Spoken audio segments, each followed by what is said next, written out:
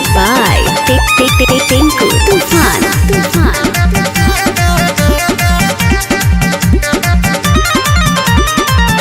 यार संग लेलू माजा खेतवा बधारी में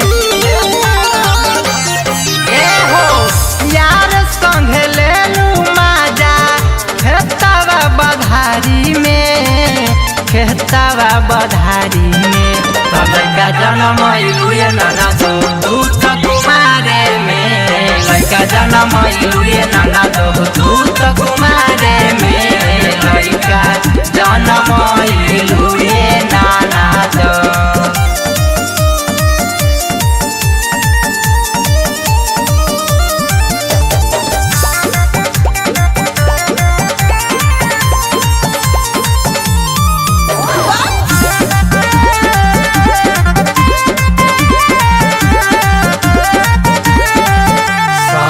के सवर के जात रहलू स्कूल में लागता कि ढूंढत रहलू गाँव के बहरी फूल में।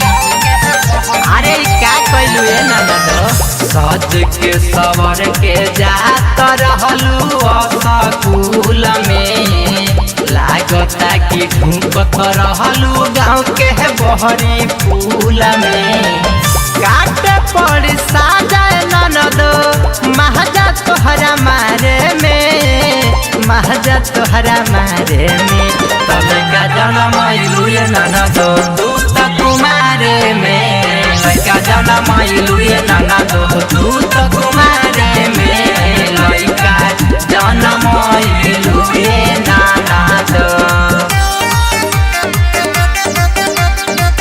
Music by Tinku Tufan.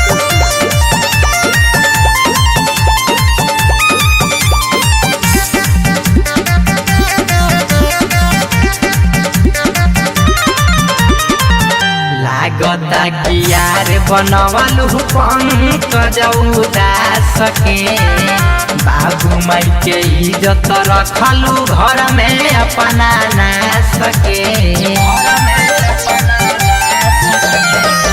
लागता कि यार बनवलू पंकज उदास के बाबू माई के इज्जत रखलू घर में अपना नास के।